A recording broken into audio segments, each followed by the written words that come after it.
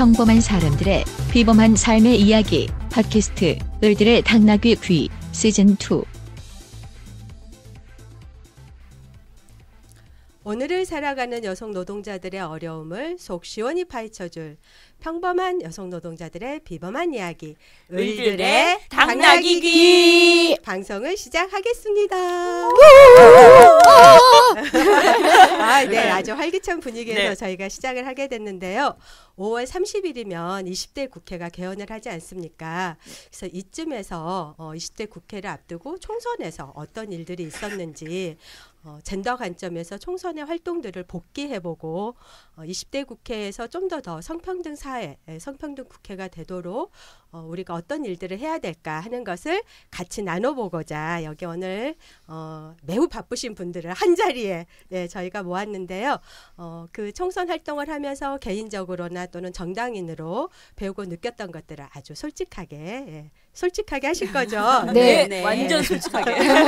네, 솔직한 수다로 이야기를 풀어보면서 여성과 정치가 정말 멀리 있지 않고 정말 가까이 있구나 이런 것들을 오늘 얘기를 나눠보려고 합니다. 그래서 오늘 그 총선 수다방은 1부, 2부로 진행이 되는데요. 1부는 총선 활동의 의미를 서로 좀 본인들의 활동 속에서 짚어보도록 하겠고요. 2부는 저희가 그 선거관리위원회 선거 홍보 방송에서부터 젠더 이슈가 막 나왔잖아요. 그래서 그런 젠더 이슈들을 살펴보고 또 오늘 또 그 강남역 여성 살해 사건에 대해서 경찰청의 그 공식 보도가 입장 발표가 있었잖아요. 이제 이런 것들도 정치 속에서는 또 어떻게 다루어져야 되는지 같이 얘기를 나눠보도록 하겠습니다. 그럼 저희 1부 시작해 볼까요? 네. 함께해 주신 분들 소개를 부탁드리겠는데요. 항상 이렇게 정당 활동하시는 분들을 모시면 저희가 순서가 걱정이 되는데 오늘은 그래서 그 성함의 가나다 순으로 제가 소개를 부탁드렸습니다. 제일 먼저 소개해 주실 분은 누구실까요? 네, 안녕하세요. 반갑습니다. 저는 녹색당 공동위원장 김은희입니다. 반갑습니다. 네, 지금 안 보이시겠지만 거의 모자와 그 티와 너무 발랄한 차림으로 오셨어요. 네. 뭐 더 하실 얘기 뭐 근황 선거 끝나고 좀 지금 사실 선거 끝나고 한 달 좀 지났는데 선거 할 때만큼 바쁜 것 같습니다. 이제 지나고 선거 평가도 해야 되고 이제 여러 가지 나온 의견들을 잘 정리도 하고 이게 말만 하고 늘어놓는 게 아니라 잘 추슬러서 우리가 했던 약속들도 이 당선 여부와 상관없이 쭉 가져가기 위한 고민들 하고 있어요. 네. 말만 하는 정당이 아니다. 같은 홍보를 또 하시면서 소개를 해주셨습니다. 다음 분 소개해 주세요. 안녕하세요. 정의당 여성위원장 류은숙입니다. 반갑습니다. 반갑습니다.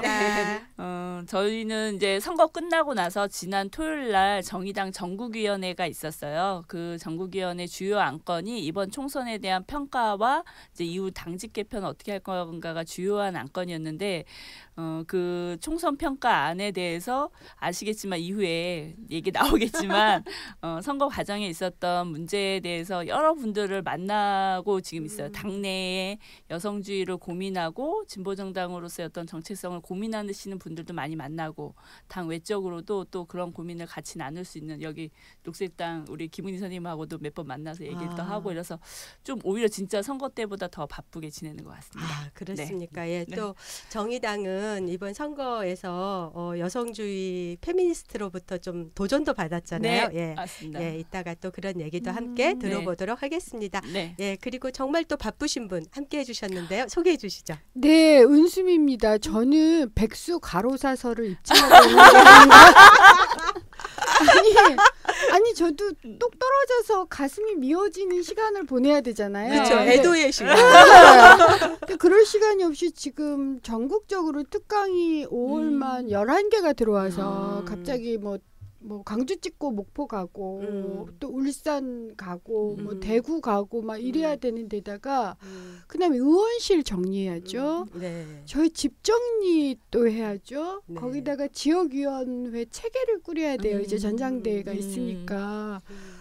그래서 너무 전국구를 진출하시느라 지난 토요일 날은 그거를 정말 사람들이 너무 눈이 쑥 들어가서 걱정을 하시더라고요. 왜 그러냐고. 근데 그날도 이동 시간만 BMW라고 하는데 버스, 메트로 그러니까 걷기 이렇게 이동 시간만 6시간에다가 원래 지하철이나 버스 타면 못 앉잖아요. 잘. 그쵸. 그러니까 6시간 동안 계속 서 있으면서 이동하고 강의하고 무슨 토론회하고 거기다가 이런 팟캐스트나 그다음에 인터뷰가 왜 떨어진 사람에게 오는지 거기에 그러니까 사람들이 안 돼 보여서 그런지 트윗이나 페북에 갑자기 이렇게 또 급증을 했어요. 그러니까 거기 이제 답장도 제가 많이 답장을 직접 하면서 드리거든요. 아, 그러시구나. 그래서 거의 뭐 정신이 하나도 없다고 보시면 당선되신 돼요. 분들보다 더 바쁘신 것 그러니까 같은데요. 이렇게 쭉 얘기 듣다 보니까 온오프라인으로 막 바쁜 여자다.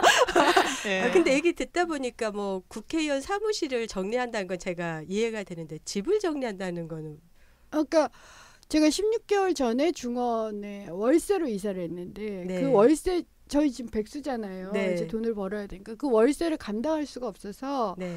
그 아파트 내에서 네. 지금 이제 전세를 옮기려고 그러는데 또 제가 전세 비용이 없는데 또 전세 비용을 빌려주시겠다는 분도 계시고 해서 지금 옮겨볼까 뭐 이런 완전히 민폐 끼치면서 움직이고 있는데 그분들이 그러시더라고요. 나한테 민폐 끼치고 세상을 좀 바꿔라 이렇게 얘기해 주시는 분들이 많아서 정말 정말 감사해요. 네. 염원이라고. 네. 네. 아까 이제 그 류은숙 위원장님께서 전국구로 거듭나고 계신다 이렇게 말씀해 주셨는데 네. 그 마지막 그 말이 참 그러네요. 다시 한번 해주시겠어요? 나- 민폐 끼치고 나한테 민폐 끼치고 세상을 바꿔라. 아니 저희가 작년에 여기서 그 공개 팟캐스트 할 때도 은수미 의원님 모셨는데 그때 세상을 바꾸자 이런 거 하셨죠. 맞아요. 예. 네, 민폐는 끼치더라도 세상을 바꾸는 전국구 의원으로 거듭나고 있는 은수미 의원님. 예, 세 분 모두 환영합니다. 반갑습니다. 감사합니다. 네, 이렇게 정말 바쁜데 얘기 들어보니까 뭐 총선 때보다도 더 바쁜 시간에 이렇게 소중한 시간 내주셔서 함께해 주셔서 너무 감사하고요. 아마 그 마음이 각자 경험했던 그런 선거 활동 경험들을 좀 여성이 살기 좋은 사회, 예, 성평등 사회에서의 관점에서 한번 정리해 보는 것도 굉장히 유의미하겠다라는 생각을 가지고 이 소중한 시간들을 내주셨지 않을까 그렇게 생각이 드는데 맞죠? 네. 예, 그래서 오늘 저희가 소속 정당은 다르지만 같은 마음으로 본격적인 수다방을 열어보도록 하겠습니다. 저는 이제 첫 번째로 그 총선의 의미가 다 다를 거다. 예, 정당도 다르고 개인적으로도 다 달랐을 것 같아요.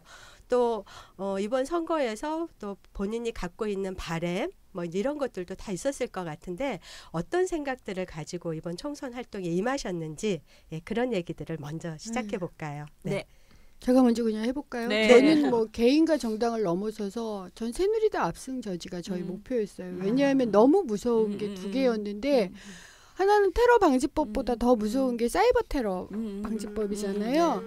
새누리당이 압승을 하면 사이버 테러 방지법 곧바로 통과될 거다라는 그 두려움이 우선 컸고 두 번째가 이제 노동법 개혁 문제. 19대 때는 전 정말 그건 저 자신을 칭찬해요. 은수미 너 노동법 그 통과시키는데 꽤 기여했다. 근데 그것도 다시 그냥 통과가 될 것 같고 마지막으로 이제 개헌론이 굉장히 많았었거든요. 그러면 개헌까지 해서 박근혜 대통령께서 수렴 청정을 하시겠다? 이건 전 상상을 할 수가 없었기 때문에 사실은 전 새누리당 압승을 막기 위해서 모든 걸 다 하겠다라는 생각이 있었어요. 그래서 선거 사실은 과정에 필리버스터도 있었고 그러니까 필리버스터 때문에 재선거에 떨어질 거다라는 제가 위협을 많이 받았는데 설사 그런 일이 있다 하더라도 그건 안 된다라는 생각이 좀 있어서 저는 어쨌든 새누리당 압승을 저지하면 할 수 있다면 모든 걸 다 해보겠다라는 생각이 있는 선거였어요.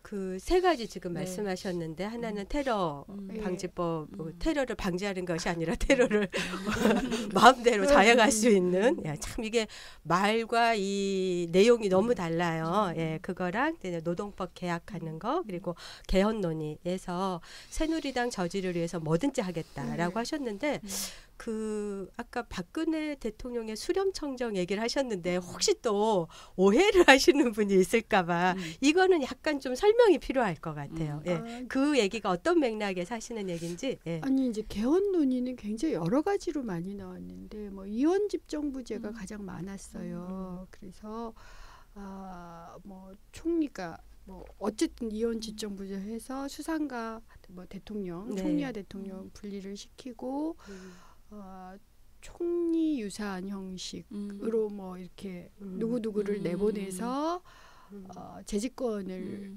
꾀한다라는 얘기도 하나가 있었고 또한 이제 물러난다 하더라도 친박 혹은 진짜박, 진박 예, 그것 때문에 새누리당 전면에 내걸면서 사실상 수렴청정을 할 수 있는 시스템을 만든다라는 얘기도 있어. 근데 전 사실상 만약 180석 이상이 무너져 버리면 그 모든 상상이 다 가능함을 제가 정말 몸으로 겪었어요. 우리가 다 경험했죠. 예, 지난 그러니까 몇 년 동안. 이곳을 집권 상정할 거라는 상상을 못했거든요. 아무리 그래도 그렇지. 근데 이건 집권 상정이 아니라, 그러니까 이 국회 선진화법도 다 바뀔 거고요.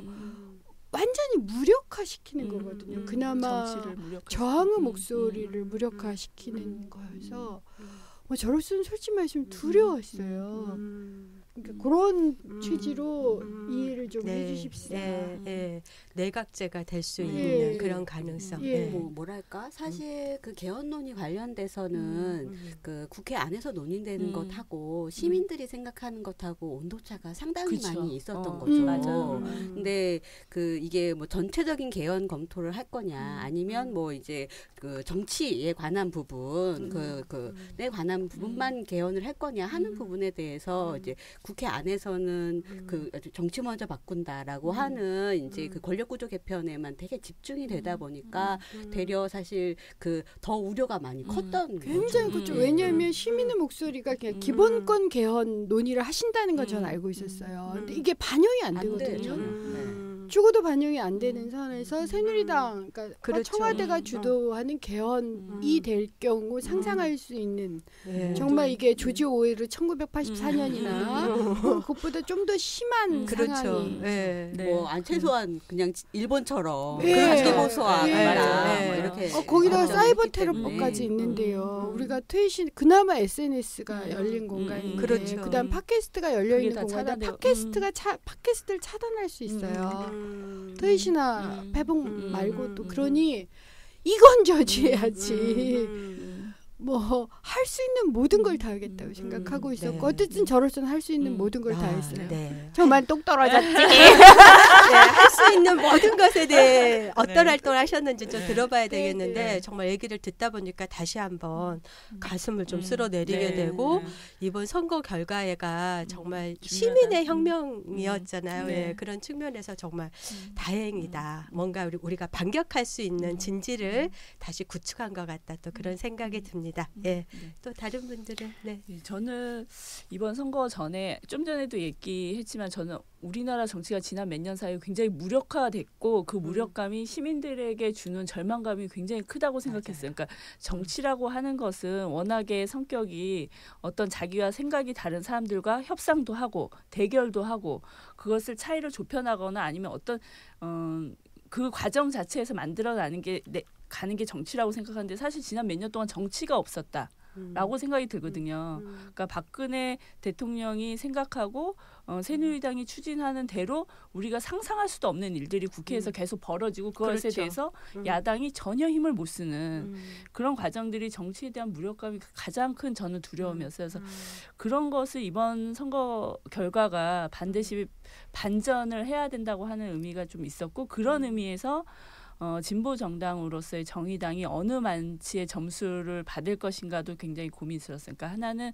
이제 다 아시겠지만 진보 정당이 이제 2012년 이후에 굉장히 시민사회 운동에까지도 영향을 주고 지금 현재 어려운 어떤 것에 좀 그 가장 큰 원인을 제공하고 있다고 생각이 드는데 그런 진보 정당이 그 기간의 혼란과 분열의 역사를 조금 정돈하고 새롭게 좀 국회 안에서 자기 목소리를 내면서 정치를 부활하게끔 하는 역할을 할 수 있을 만큼의 지지율을 받았으면 좋겠다가 제가 이번 선거 보면서 가장 중요하게 생각했던 거예요. 그래서 그것이 정치가 부활하고 우리나라 정당 정치를 오히려 좀 정상화하는 그런 길이라고 생각이 드는데 결과적으로 좀 안타까운 지점은 분명히 있다고 생각이 듭니다. 그래서 개인적으로는 참 그런 지점이 아쉬웠고 또 하나는 정의당이 이제 진보 정당으로서의 정체성을 여태까지는 가져오고 있는데 그 정체성이 이번 기간에 어느 정도로 국민들에게 다가설 것이며 어떤 점수를 받을 것인가도 되게 중요한 제가 봤던 거고요. 근데 아직도 이제 당내에 있는 여러 가지의 차이들, 이 혼란들이 정돈이 안 돼 있는 지점이 이제 여러 가지 사건으로 저는 드러났다고 생각이 들어요. 결과적으로는.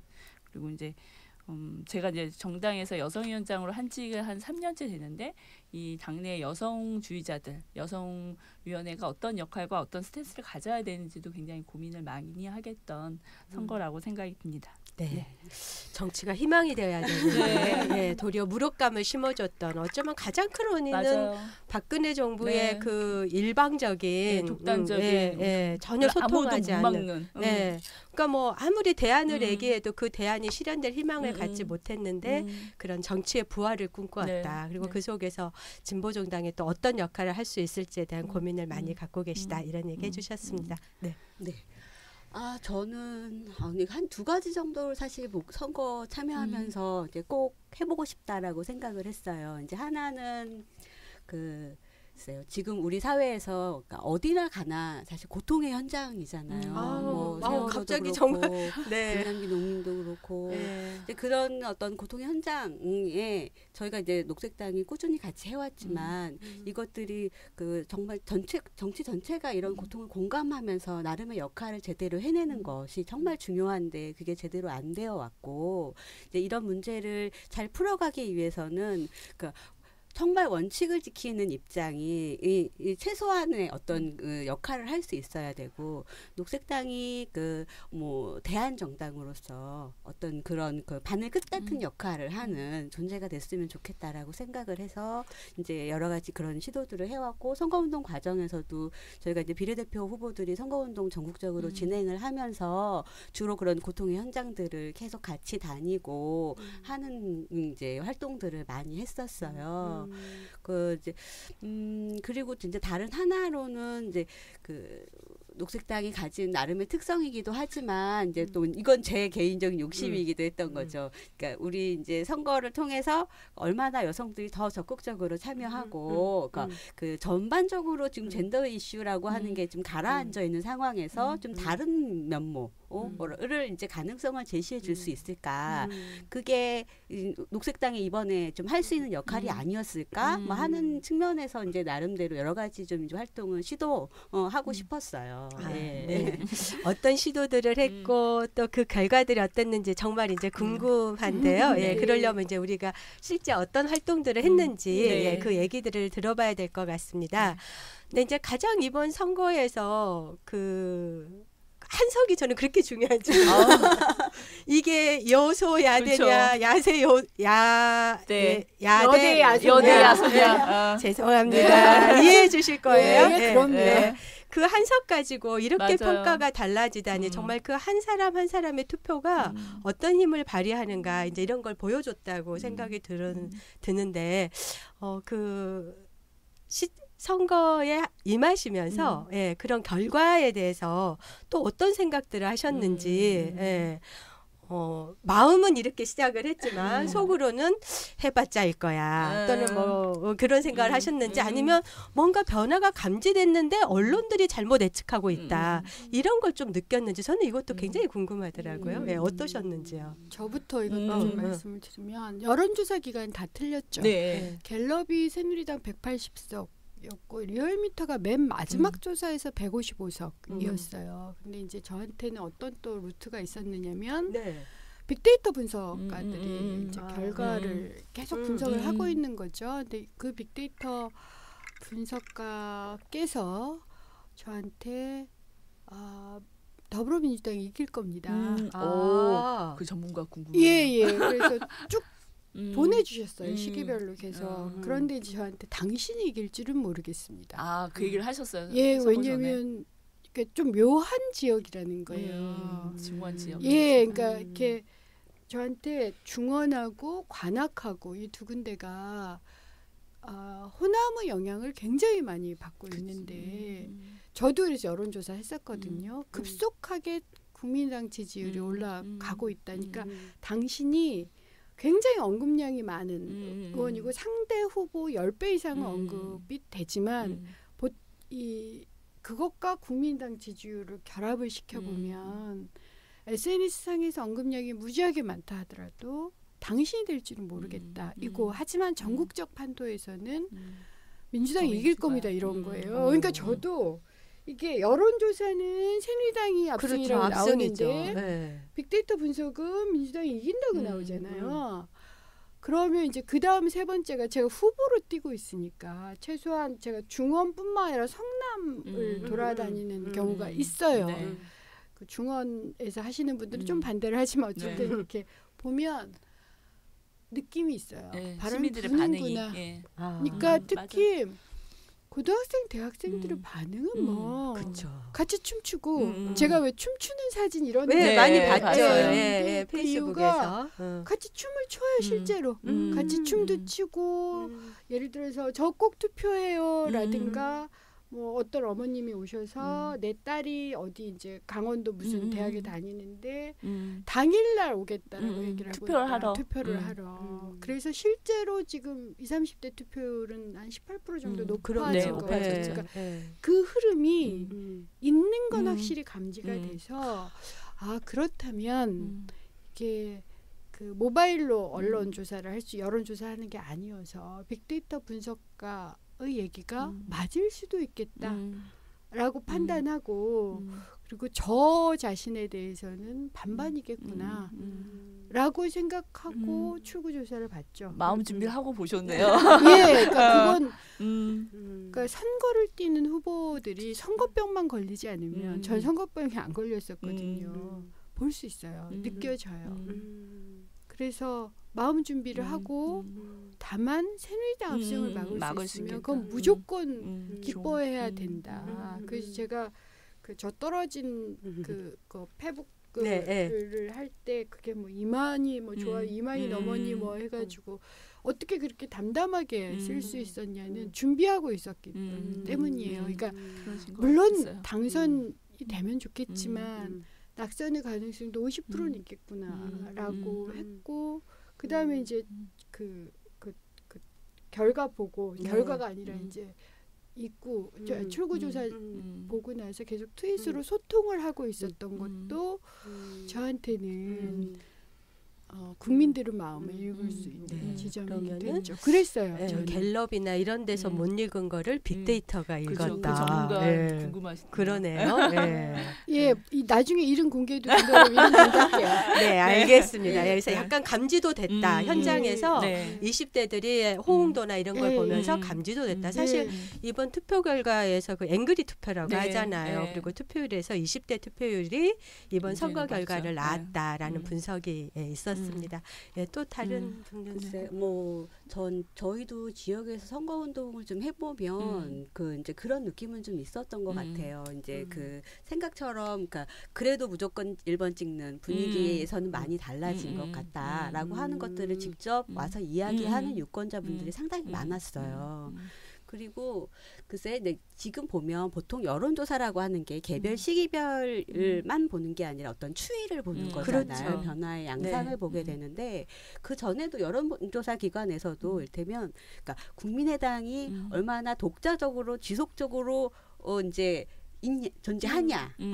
이게 강화될수록 거기가 이제 더 많이 득표를 신뢰를 얻으면서 득표를 가져갈 거다 하는 이야기들을 사실 이전부터 많이 했었고 실제 숫자로도 보면 이제 그러니까 그 두 당이 같이 한 정당에 있을 때는 수치에 잡히지 않다가 따로 분리돼서 국민의당이 별도로 있을 때에만 이제 잡히는 숫자들이 사실 일정 정도가 상당히 있었기 그렇죠. 때문에 네. 이런 것들을 봤을 때는 뭐 지금의 상황이라고 하는 걸 그래도 좀 일정 정도 좀 예측할 수 있지 않았나 하는 생각이 좀 들어요. 그리고 이상하게 지금 한국의 야당, 그러니까 거대 야당들 같은 경우에 보면 그 비슷하더라도 분리되어 있을 때 몸값이 더 올라가잖아요. 이제 아마 지금 이제 선거 끝나고 지금 있는 뭐 대선 후보들도 그 안에 있는 사람들보다 밖에 있는 사람들의 더 약간 그 평가가 더 그 이제 많이 나오는 부분들 이런 것들이 다 약간 좀 섞여 있는 게 아닌가 이런 생각이 좀 들어서 아 뭐 그럴 수도 있겠구나. 솔직히 좀 속상하긴 했어요. 왜냐하면 그 물론 뭐 한 정당을 오늘 이 자리에 안 계신 그렇죠. 한 정당을 얘기하는 게 좀 미안하긴 하지만 사실 국민의당이 처음에 당 만들고 맞아요. 색깔을 녹색을 쓰셨잖아요. 맞아요. 맞아요. 지금 진짜. 나쁠만해. 그거는 네. 정말 좀 예의가 색깔이 없었다고. 좀 연한 녹색이긴 했는데 그 녹색도 계속 바뀌더라고요. 네. 조금이 좀 아쉬웠. 그러니까 뭐 저희 입장에서 생각하면 이제 약간 녹색 이전에 이명박 대통령이 녹색 성장 쓰듯이 우리의 녹색 정치를 저기서 엉뚱한 데다 쓰고 있다. 막 이제 약간 우리끼리는 네. 그런 얘기도 아니요 하기도 그런 했었어요. 얘기 많이 했죠. 예. 그리고 뭐 아주 뭐 에피소드처럼은 그 색깔만 카피한 게 아니라 여러 가지를 카피했었어요. 그때 막 우리 선거 슬로건도 국민의당 후보들이 뭐 카피해서 쓰고 심지어는 뭐 이제 여러 가지 논평내는 그 템플릿까지 갖다 쓰더라고요. 그래서 저게 그 카피 정당 아니냐 막 우리끼리는 이제 막 네. 그런 부분들 보면 그러니까 이렇게 어떤 사람들은 좀 긍정적으로는 아 거기 다 녹색인데 녹색당 홍보해 주는 거 아니냐 뭐 이런 얘기도 뭐 하기도 했었는데 그러니까 이 정당 순번이 뒤에 있으면 유권자들 사실 눈에 안 보이잖아요. 그러니까 시야에서 벗어나 있게 되니까 우리가 하는 선거운동조차도 사실 거기 국민의당이구나 뭐 이렇게 얘기하시는 시민들이 참 많았던 건 저희로서는 되게 안타까웠던 지점이었던 것 같습니다. 이렇게 소수 정당 네. 또는 이렇게 한번 저번에도 이렇게 나오긴 했지만 거의 신생 정당과 지금 비슷한데 녹색당 같은 경우는 새로운 출발을 하는데 예, 국민의당에서 좀 그렇게 한 건 예의가 없다 정도로 저희가 네. 좀 예의가 없는 거 아닌가요? 네. 그거는 네. 예, 좀 그런 생각을 좀 살짝 해봤는데 또 뭐 어쨌든지 카피 정당인지 아닌지 어쨌든 국민의당은 앞으로 정당 활동을 그렇죠. 통해서 증명해내겠죠. 예, 자신들의 색깔이 무엇인지 정말 예, 밝혀내야 되는 과제를 안고 있는 것 같습니다. 예. 네. 저는 사실은 저희 당에도 그 여론조사 결과에 일희일비 하시는 분들이 계세요. 매일 그 당 지지율 보면서 0.01%의 차이에도 막 좋아하셨다가 슬퍼하셨다 이런 분들이 계시거든요. 근데 저는 이제 여론조사 결과 보면서 한 저저번 선거부터는 여론조사 결과를 안 믿거든요. 그러니까 계속 틀려왔어요, 사실은. 여론조사가 정확히 맞은 적이 맞지 않았죠. 예, 이제 그래서 그 자체가 저는 어떤 의도가 담긴 거라고 생각해서 믿지는 않았고, 다만 이제 국민의당 출연 이후에 새누리당이 후원하거나 아니면 언론에서 얘기하는 새누리당의 의석수가 나오지 않을 거라고 하는 건 저는 솔직히 그렇게 생각한 게 있어요. 왜냐하면 국민의당 그 스탠스가 새누리당의 보수적인이라고 하는 사람들이 생각해도 지금의 새누리당에 동의할 수 없는 분들이 꽤 계시고, 그걸 뭐 이를테면 뭐 합리적 보수라고 하시는 분들이 다른 대안을 우리로 찾을 수 있는 경우의 수도 되기 때문에, 물론 그래서 결국 어떤 영향이었는지 좀 더 뭐 정치학자들이 연구하셔야겠지만, 저는 개인적으로 새누리당한테도 절대로 유리한 상황이 아니라고 하는 판단을 했고, 선거 결과 보면서도 맞았다, 오히려 정의당이 힘들어졌다 이런 생각은 좀 했고요. 저는 이제 가끔 그런 이제 당원들하고 그런 얘기를 하는데, 그 왜 돼지갈비 골목 이런 골목이 뜨면 각기 색깔이 달리하는 그 가게들이 쫙 모이는 동네가 유행을 하잖아요. 그래서 네. 그 이제 전체 거리가 되죠. 그렇죠. 그 다음에는 그 돼지갈비 거리 거리. 자체가 형성이 상권이 돼요. 형성이 되고, 그 거리 자체가 사람들이 많이 참여하고 찾아오는 곳이 된단 말이에요. 근데 저는 이를테면 더민주도 마찬가지고 녹색당도 마찬가지고 정의당도 마찬가지인데, 개혁적이고 진보적인 성향을 가지고 있는 정당들이 조금 더 자기 길을 찾아서 가는 어떤 결과를 앞으로는 해야겠다라는 생각이 들었어요. 그러니까 이를테면 어제 저희 엊그제 전국위에서 이제 끝나고 나서 심상정 대표가 그런 얘기를 했는데 그 야권연대 안 한다. 단순 승리를 위한 야권연대 안 한다는 저는 굉장히 좋은 얘기라고 생각이 들거든요. 근데 이번 선거 결과 보면서 그런 생각이 들었어요. 네. 이제 더 이상은 그런 논리로 인한 것이 서로한테 도움되지도 않고 오히려 더 진보적이고 더 개혁적인 어떤 정치를 위해서 더 많은 자기 목소리를 준비해서 더 많은 국민들이 그 골목에 찾아오고 여기 맛있네, 여기는 특이하네, 여긴 좀 새롭네 이런 것을 찾아갈 수 있는 정치 문화를 좀 만드는 게 필요하지 않을까 이런 생각을 했고 선거 운동 과정에 이제 제가 느낀 건 제가 사실은 초반에 교통사고를 당해서 한 2주 병원에 입원했었어요. 그랬는데 여자 병실에 한 6명, 7명이 있잖아요. 6명 6인실에 있었는데 40대, 50대 여성들이 많이 있었어요. 제가 허리 디스크, 목 디스크 때문에 입원을 한 건데 보통 정치에 가장 관심이 없다고 얘기하는 40, 50대 여성들이 있는 곳이었단 말이에요. 근데 제 옆에 있는 여성 그 언니들이 필리버스터를 계속 듣는 거예요. 계속 들으면서 계속 왜? 근데 이제 중간에 더민주가 그걸 정리한다고 했을 때 너무너무 안타까워하시는 거예요. 이분들이. 이거 왜 접냐? 아니 이렇게 좋은 판을 버려놓고 왜? 근데 그분들이 이렇게 이를테면 무슨 저처럼 시민단체 활동을 많이 하셨거나 이런 분들이 아니시거든요. 그렇죠. 제가 그걸 보면서 이번 선거 결과는 분명히 다르겠구나라고 하는 것을 느꼈어요. 그러니까 40, 50대 여성들의 정치적인 참여가 우리나라에서는 가장 보수적일 수 있는 건데 그런 게 달라지고 있구나 이런 걸 좀 많이 느꼈고 실제로 현장에 가서 선거운동 하는 사람들은 이렇게 선거운동 하셨던 분들이 나갔다 오면 그런 얘기를 많이 하셨어요. 진짜 분위기가 다르다고. 선거운동을 몇 번씩 해봤던 사람이 새누리당 안 될 것 같은데요. 이런 얘기를 많이 하셔서 감지는 좀 계속 했었던 것 같아요. 그러면은 뭐 이때면 지금 이제 사실 40, 50대 여성분들 얘기 많이 했는데 그 필리버스터 진행했던 걸 기록한 책 보면 가장 많이 구입한 층이 20대 여성이었어요. 그러니까 이제 사실 이제 여성들이 정치에 관심이 없다 이런 얘기는 이제 사실 좀 고만해야 되는 거죠. 네, 맞아요. 사실 그런 얘기를 자꾸 유통시킴으로 해서 점점 더 그럼 관심 없어도 되나 보다. 신경 안 쓰는 되는 것 같아서 이제 좀 그 얘기 그만해야 된다. 폄하하는 실제 거가 그렇지도 않다. 이렇게 얘기하고 싶네요. 후보자였던 저로서도 제가 여성 지지율이 높아졌어요. 네. 필리버스터 이후에 저희도 여론조사를 계속 하잖아요. 네네. 갑자기 여러 여성들로부터 제가 남성들보다 여성들로부터 더 지지를 받는 거예요. 남성 지지율은 어땠어요? 남성 지지율도 20, 30대는 뭐 올라왔어요. 압도적이에요. 저는 약간 그 생각했거든요. 제가 60대 이상에서 문제가 되는데 그러니까 필리버스터 이후에 오히려 센 여성의 이미지가 가미돼서 세고 똑똑한 여성의 이미지가 가미돼서 은수미 의원의 그 선거 결과에 영향을 줬을까? 아니요. 그건 아니었어요. 그러니까 이건 연령별로는 굉장히 연령별하고 지역별 문제예요. 저는 그건 굉장히 확연하게 들어요. 그러셨구나. 그다음에 이제 여론조사와 관련해서 법을 바꿔야 되는데요. 지금 맞아요. 여론조사 기관도 법을 바꾸고 맞아요. 싶어하죠. 그러니까 집 전화로 하잖아요. 맞아요. 저도 집에 그러니까요. 전화가 없어요. 근데 법이 그렇게 돼 있어서 법에 있는지는 몰랐네요. 네, 법에 있어요. 그런 여론조사 것- 결과 발표는 반드시 집 전화로 해야 돼요. 개인 그 언제쯤 핸드폰으로- 만들어진 네, 법일까요? 그러니까 이게 어떻게 되느냐면 집에 그것도 있는, 낮에 조사를 맞아요. 해버리면 그 시간에 딱 최악으로 낮에 나와요. 맞아요.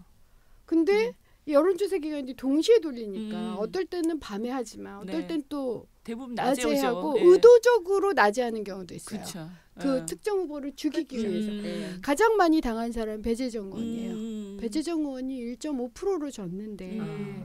제가 듣기로는 부산일보에서 거의 20몇 프로를 진다고 발표를 한 게 여론조사 예, 결과가 그게 부산 시민, 그러니까 사상구 시민들로부터 이렇게 미리 포기하게 만드는 그럼 지점이 맞아요. 있어요. 우리나라 국민들이 되는 후보에게 예, 예. 밀어줘야 된다고 하는 게 예. 있기 때문에 저는 그렇게 들어서 음. 배 의원님으로부터 그런 게 있죠. 이렇게 딱 찍어서 죽이려고 할 때는 이제 여론조사를 그럴 수 오히려 이용할 수도 있지만 대체적으로는 이게 집 전화로 해야 된다라는 법 때문에 생기는 문제가 지금 현재 꽤 커요. 그걸 바꿔야겠네요. 또 한편으로는 저는 그런 잘못된 예측에 약간의 우리가 혜택을 좀 받지 않았나.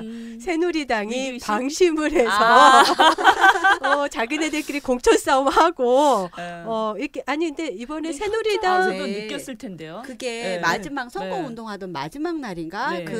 그 여의도 연구원에서 맞아요. 결과 조사한 결과 최종이라고 하면서 음. 새누리당이 압승으로 나오는 조사 결과가 많은 사람들에게 뭐 전화로 문자로 막 쫙 퍼졌었어요. 네. 그러니까 그게 오히려 이게 저 어느 쪽에서 흘린 거냐 뭐 이제 이런 얘기가 되려 나오게 되는 상황이 됐죠. 네, 그래서 약간 위기감 그렇잖아도 아까 이제 은수미 의원이 말씀하셨듯이 이대로 가다가는 정말 우리가 정치가 완전히 보수 장기 집권 나라로 가는 거 아니야라는 그 위기감이 있는 데다가 결과가 계속 그렇게 나오니까 이거는 그럼 이제 개헌도 가능한 의석수를 숫자를- 새누리당이 가지면 어떻게 되지?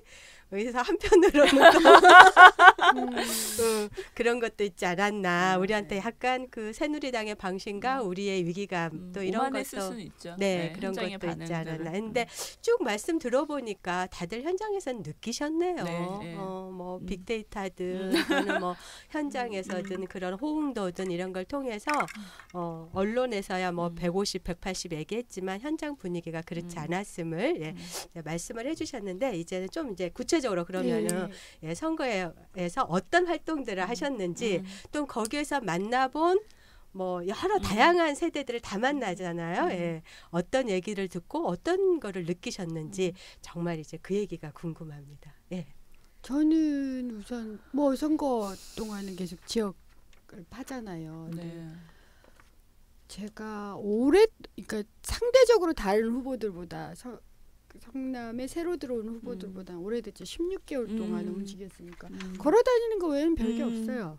초기에는 지역을, 초기에는 필리버스터 전에는 인지도가 낮아가지고 그쵸. 그것 때문에 고생을 많이 했어요. 그래서 그 성냥팔이 소녀라고 하는데 정말 밤에 성냥팔이 밤에 테이블마다 다 돌아요. 뭐 의정 동네 보고서가 되든 음식점 명함이 수지는, 되든 그 인사드리고 제 폴더 인사 때문에도 되게 웃었는데 저는 어떤 마음으로 했냐면 짝사랑하는 사람은 마음으로 실제로 움직였어요. 그게 마음에 정말 있으셨나 봐요. 예, 왜냐하면 그래야지 저분들의 마음을 얻어서 내가 당선이 돼야지 세상을 바꾸는데 힘이 되지. 이런 그러니까 정말 모든 걸 다 주고 싶은 사랑하는 사람의 마음으로 얻고 싶은 모든 걸 그리고 그건 느껴요 상대가. 그래서 진심을. 16개월 전에 움직일 때는 욕 무지하게 많이 먹고 전 술세례도 받았어요. 술사례가 뭐예요? 술 끼얹었어요? 네. 정말요? 그러니까 이 종북 혐오 이런 게 있잖아요. 예, 네네. 맞아요. 그래서 이렇게 밤에 특히 술도 권하시면 이렇게 보고 네가 맞아요. 은수미야? 응. 과거의 운동 너 경력과 간첩이니? 대뜸 그래요? 그 사람들 제가 그분들이 뭘 하는지는 잘 모르지만 이렇게 마타도가 돌잖아요. 맞아요. 그렇죠, 너 그렇죠. 빨갱이라며? 너 간첩이라며? 그다음에 또 우리 지역에는 뭐 그러저러한 이유가 있어서 그렇죠. 그냥 술을 끼얹어 버리고 저는 16개월 전에는 선거가 불가능할 거라고 생각했어요. 하도 그런 일을 많이 당해서 근데 이제 가까이 다가올수록 그게 좀 줄었고 그리고 필리버스터가 끝나고 나서는 워낙 젊은 층으로부터 압도적인 지지를 받아서 그건 좀 줄었는데 제가 근데 많이 다닌 곳이 중원은 이제 어려운 분들이 많이 맞아요. 계세요. 네. 그러니까 인력시장. 예. 정말 인력시장에서 가슴이 아팠던 게 인력시장이 5시, 5시 반, 6시, 6시 반 이렇게 4번 타임으로 사람들이 이제 태워서 가고 가요. 그러죠. 근데 그분들 5시 이렇게 만나면 실제로 그런 취지로 말씀하세요. 내 일당이 58,000원에서 8만 원 정도 돼요. 일당이고 그게 매번 있는 것도 아니에요. 그렇죠. 그런데 딱 15분 이제 투표를 하려면 그걸 포기해야 되잖아요. 그렇죠. 그러면 이제 저한테 그렇게 그런 취지로 질문하는 거죠. 내 일당을 포기하고 내 하루를 완전히 포기하고 나의 10분의 1을 포기하고 너한테 투표를 해서 바꿔지는 게 뭐가 있어? 라고 얘기를 해요. 마음 아프시겠어요. 가슴이 너무 아프네. 정말 얘기 그래요. 들어도. 그러셨을 거예요. 그리고 이제 거기서도 지지자들이 생기세요. 그러니까 어떤 분은 예를 들어서 분당 파출부 대표 이러면서 당신을 지지한다 이렇게 보내셨는데 그분이 중원에 사세요. 그러니까 중원에서 가사 도우미로 분당으로 출퇴근을 하시는 분이 이제 저를 지지한다고 그런 걸 이렇게 보고 있으면 제가 드리는 말씀이죠. 제가 이제 맨 마지막 낙선을 하고 나서 해단식을 하면서 뭐라고 말씀을 드렸냐면 저한테 화이트 칼라층이 많은 곳으로 가라. 너는 서울에 있는 그런 곳 혹은 화이트 전국에 있는 화이트 칼라층 중산층이 많은 곳에 갔으면 그냥 됐다. 뭐 보름 만에 한 달 만에 그냥 됐는데 결국은 너는 가난한 사람들이 너를 거절한 거 아니냐 라는 말을 저한테 많이 했었어요. 그 제가 계속 들었고 낙선을 하는 과정에 제가 그런 말씀을 드리죠. 단 한 번이라도 정말 이 가난한 분들의 목소리를 들어본 적이 있는가? 이 가난한 분들이 은수미를 찍어서 어떤 도움이 될까? 그리고 은수미와 더불어민주당이 한 번이라도 이분들께 신뢰를 드린 적이 있었는지. 그러니까 그러지 않았는데 그리고 이 가난한 분들은 하도 좌절과 포기가 심해서 쉽게 움직여지지 않아요. 그건 맞아요. 그래서 사실 이 가난한 분들을 중산층을 만드는 수밖에 없다. 그냥 중산층이 있는 곳에 가는 게 아니라 가난한 분들을 중산층으로 만드는 수밖에 없기 때문에 저로서는 후회하지 않습니다. 계속 있을 겁니다. 그러니까 중원에서 저를 지지하셨던 분들이 은수미, 그러니까 중원이 그런 곳이에요. 워낙 정치인들이 낙선이 많이 되는 그래서 다시 나가버리는 왔다가 중원도 또 은수미도 가겠구나라는 질문을 굉장히 많이 하셨어요. 근데 제 대답이 그거였죠.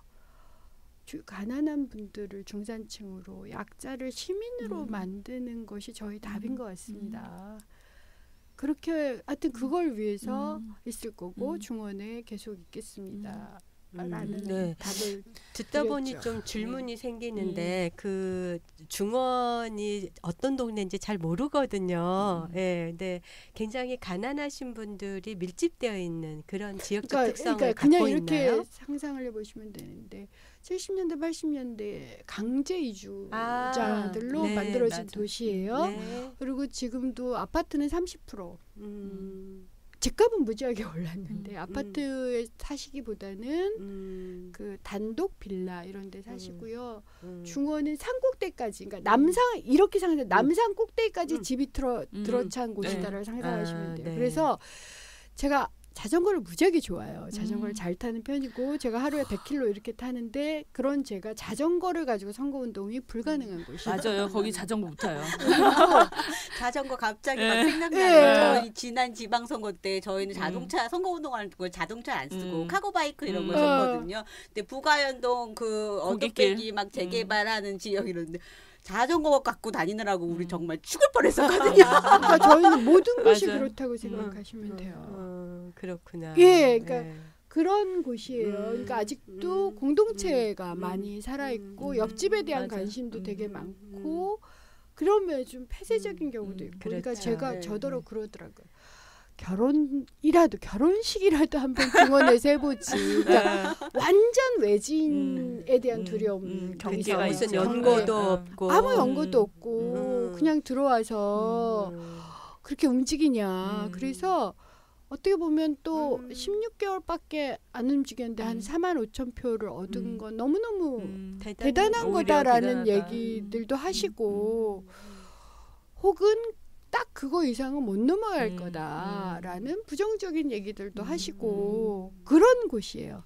저희가 이제 저희 여성 노동자회에서는 이렇게 단체들도 다 선거 때 어떤 활동을 열심히 할까 논의하잖아요. 근데 이제 저희도 이번에는 어디를 찍자 이런 얘기는 못 하잖아요. 워낙 이제 정당이 지지가 다 달라가지고 그러나 이제 일치점은 반새누리 이 새누리가 돼서 노동계약해서 여성들이 해고되고 이건 막아야 된다. 그래서 이제 이 반새누리를 결정하고 나서 저희 여성 노동자의 회원들이 다 가난하시잖아요. 그 수급권자이신 분들, 가정관리사이신 분들, 돌봄 노동하시는 분들. 근데 이제 그분들은 교육을 하면은 안 바뀌어요. 음. 그냥 여기는 맨날 그런 얘기 하는 음. 곳이려니 해가지고 저희가 수다방을 열었거든요. 그리고 이제 영상을 보여드렸는데 영상이 그 쥐와 고양이 쥐나라에서 고양이 뽑는 거 맞아요. 그 유명한 영상, 영상이죠. 그 영상을 이제 보여드리고 이렇게 이제 수다를 떠는 거예요. 근데 딱 얘기가 두 가지였어요. 자기는 지금까지 선거 안 했다. 할 필요가 없었다. 정말 그렇게 말씀하시더라고요. 그리고 이런 얘기를 자기가 선거 안 했다는 얘기를 어디서 얘기해 본 적도 없다. 근데 자기는 정말 내가 선거를 해야 될 이유를 아직까지는 못 찾았다. 그런 얘기 하시고 두 번째로는 이제 저희는 왜 새누리당을 찍으시는지 속내를 들어보자. 이런 거였거든요. 수다로. 그랬더니 그래도 부자, 강자를 찍어야 뭐라도 나눠줄 게 있지. 가난한 사람을 찍어서야 나눠줄 게 뭐가 있겠냐. 실제로 그건 맞아요. 그게 실제로 그게 나눠지는 이렇게 게 뿌리 있어요. 박혀 있는 네. 오래 학습된 네. 게 그러니까 있죠. 그 안정감을 상당히 맞아요. 추구하시는 것 같아요. 그러니까 이게 불안- 사회가 변동이 심하면 그 변동을 응해서 감수하는 것들이 다 어려운 사람들이 먼저 그러니까요. 그 쿠션을 맞아요. 만든다고 생각을 하시는 역사적으로 거예요. 또 그래 왔고. 예. 네. 그래서 정치가 네. 안정적인 걸 상상을 그러니까 하시더라고요. 아까 인력시장 얘기하셨잖아요. 그 하루가 너무 소중한 네. 건데 어떤 그 상황이 벌어져서 그 하루를 못하면 이분한테 너무 충격이 큰 거예요. 그러니까 그러니까 안 하거나 네. 그냥 새누리를 찍거나 네. 그러면 어쨌든 58,000원은 보장이 맞아요. 되니까. 근데 너희들이 해서 그 이상을 보장해 준 뭐가 적이 없다는 거예요. 그렇죠. 그러니까 그 딱 변화가 본인들의 삶을 바꿔준 적이 한 그러니까 번도 없으니까. 그 개혁적인 사람들에 대한 실망감이나 좌절감이나 불신이 무지하게 커요. 그리고 제가 또 하나 이제 이건 아주 솔직히 말씀드리면 제가 이제 그렇게 16개월을 이제 지역을 파고 돌아다니잖아요. 물론 이제 전국적인 활동도 같이 하느라고 거의 정신이 없었어요. 왜 살이 안 찌냐고 물어보면 그럴 수밖에 없어요. 네. 하루에 서너 시간씩 잤어요. 을지로위원회 활동도 해야 되지. 무슨 현장도 가야 되지. 그리고 이걸 해야 되지. 근데 개혁적인 정치인들 중에 일부가 왜 그런 짓을 하느냐 그러더라고요.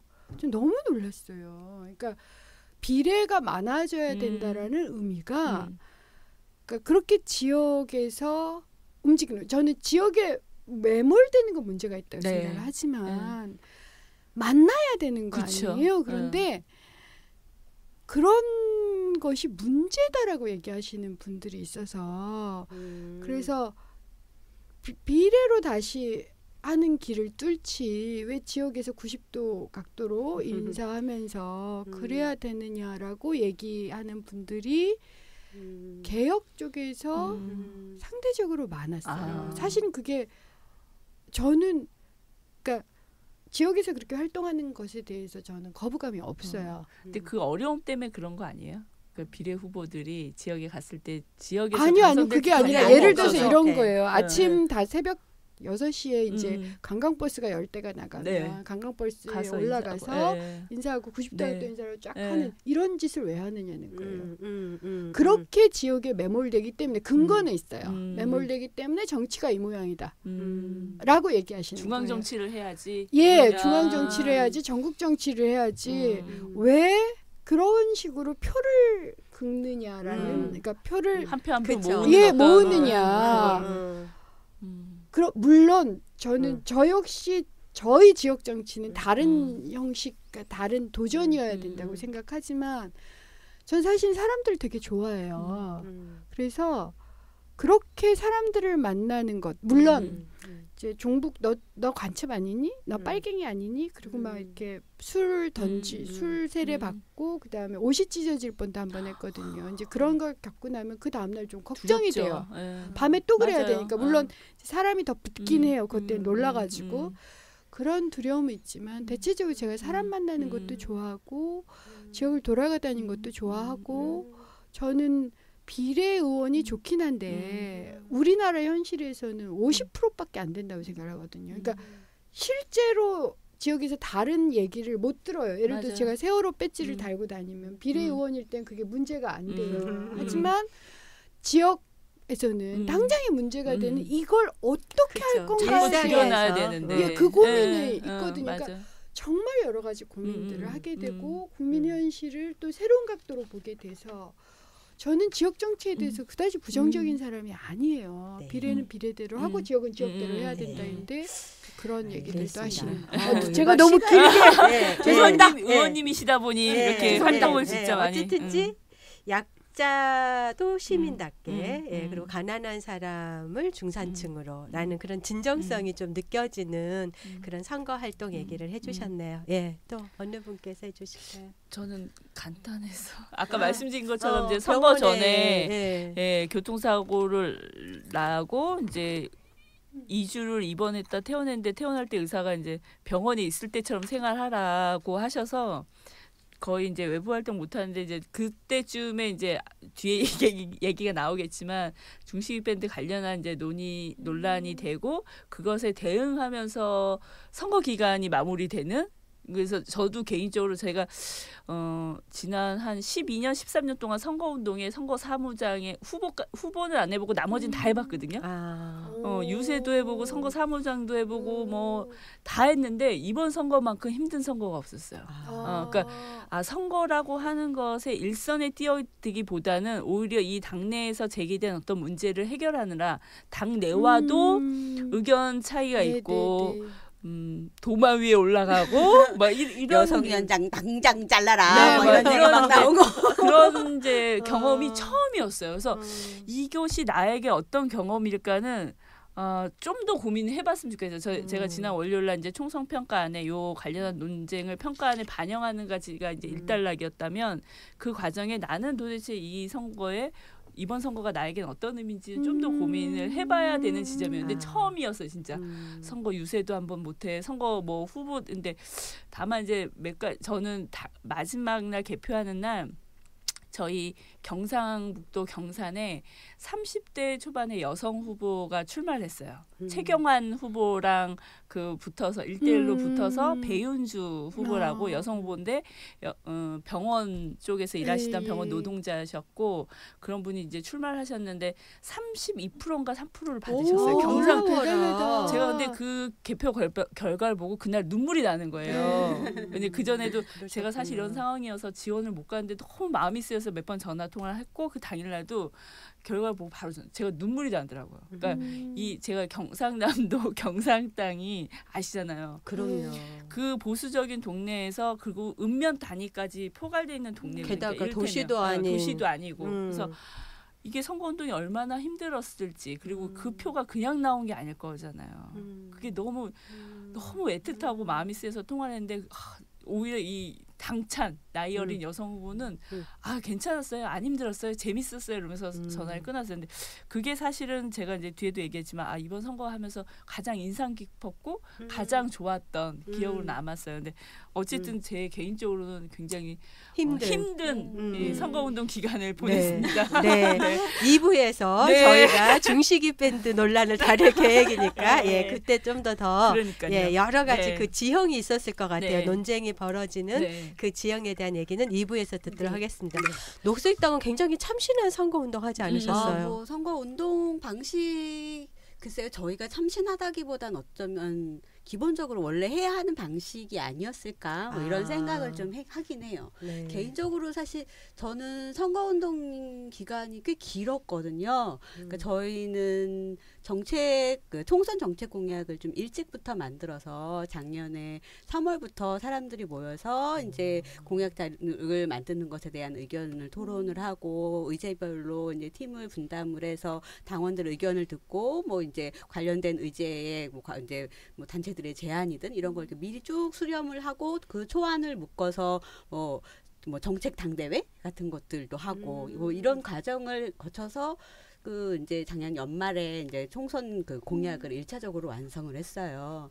저희가 공약집 만들었을 때 다른 정당들은 아무도 안 만들고 사실 공약팀을 꾸리지도 않더라고요. 그래서 좀 우리가 말로만 늘 정책 선거 그렇죠.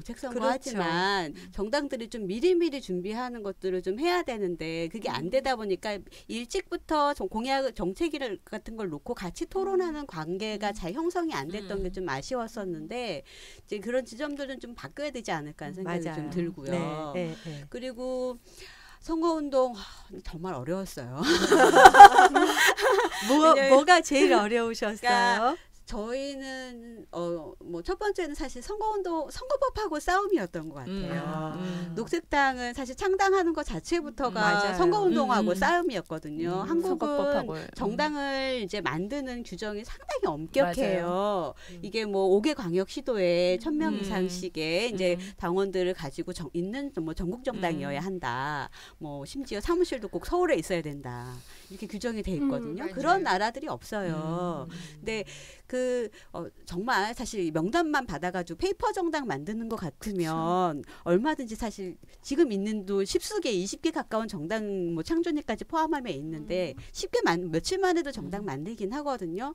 그러니까 그렇게 하는 게 아니라 정말 한 명 한 명 당원들을 이제 설득을 하고 참여시키게 하고 하면서 창당하는 것 자체가 저기 그렇게 해가지고는 그렇게 당원 모집해가지고는 당 못 만든다. 사실 이렇게 했던 걸 당을 만들었다는 것 자체가 기적이다. 이렇게 얘기하면서 2012년에 다시 이제 창당을 했는데 그때 창당 한 달 만에 총선 치르고 이제 물론 한 달 만에 그렇게 총선을 치렀고 존재도 뭐 사실 대부분은 모르는 정당이 얼마나 득표가 나왔겠어요.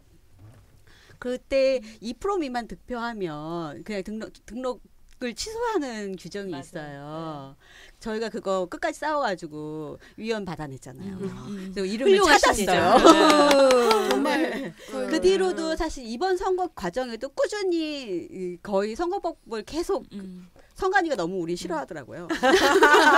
지금도 그 헌법서 내놓은 것들이 꽤 많이 있어요. 그러니까 과도한 기탁금이라든지 비례대표 후보들은 선거운동을 못하게 한다든지 유권자들을 직접 만나서 정당의 정책이나 내용을 무엇을 바꾸려고 하는지에 관해서 얘기하는 걸 막고 있는 호별방문 같은 거 우리는 다 막고 있잖아요. 이게 지금 저희 다 이게 이제 헌법성 다 제기돼 있고 가능하면 최소한 어떤 비례대표 선거운동이라든지 이런 것들은 선거 전에 좀 됐으면 좋겠다라고 하는 것도 뭐 그거 정도는 하지 않겠냐라고 하는 것들을 했는데 헌재가 계속 일정을 미뤄서 결국 선거 전에 이게 안 나온 거예요.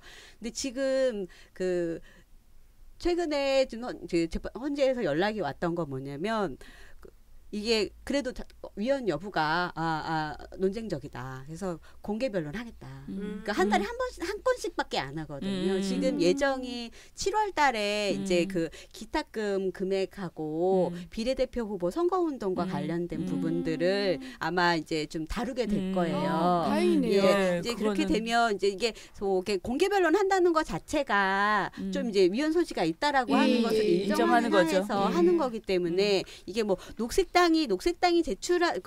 제출한 소송에 대한 것만 얘기하는 게 아니라 우리 사회가 우리 선거법을 어떻게 바꿔가야 하냐, 개혁해야 하냐 이런 차원에서 좀 이제 다 같이 이제 좀 이제 토론이 됐으면 좋겠다고 생각을 하고 있어요. 예, 왜 그러냐면 비례대표 후보들은 실제 워낙에 소수자들을 대변하고 맞아요. 정책을 이야기해야 하는 거잖아요. 그럼 비례대표 후보들이 당의 정책을 얘기할 수 있어야 되는데.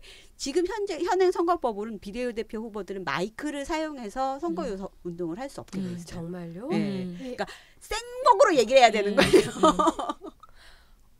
아니 이렇게 유세 같이 그걸 할 수 없게, 그러니까 마이크를 사용할 수 없게 돼 있어요. 몰랐어요. 그러니까 우리는 비례대표 후보에 대해 비례대표 의원에 대해서 유권자들이 잘 알지 못하는 게 그냥 그거는 정당에서 알아서 리스트 뽑고 순위 정해서 그냥 이제 되는 사람들로 생각을 하게 되는 거죠. 네. 그러니까 사실 이후에 의정활동에 가서 가지는 어떤 신뢰라든지 이런 것도 상대적으로 불안하죠. 근데 선거가 시작되면 허용되지 않아요? 이게 후보들이? 그러니까 선거 연설원으로 할 수 등록하면. 그러면 지역구 후보가 옆에 있어야 돼. 네, 그 근처에 있어요. 독자적으로 네, 할 수 없어요. 없다. 네, 그 네, 얘기예요. 네, 네. 제가 본 거는 이제 여러 명이 네. 차량 이런 데 올라가서 연설하는 걸 봤는데 왜 마이크를 못 쓴다 그러니까 하지? 독자를 할 수가 없게 돼 소수 있어요. 정당한테는 굉장히 불리한 왜냐하면 선거법이죠. 모든 네. 지역구를 다 출마하는 게 아니잖아요. 그리고 그러니까. 지역구 후보가 할 수 있는 얘기하고 지역구 다르죠. 후보를 지지하도록 내용도. 하는 얘기하고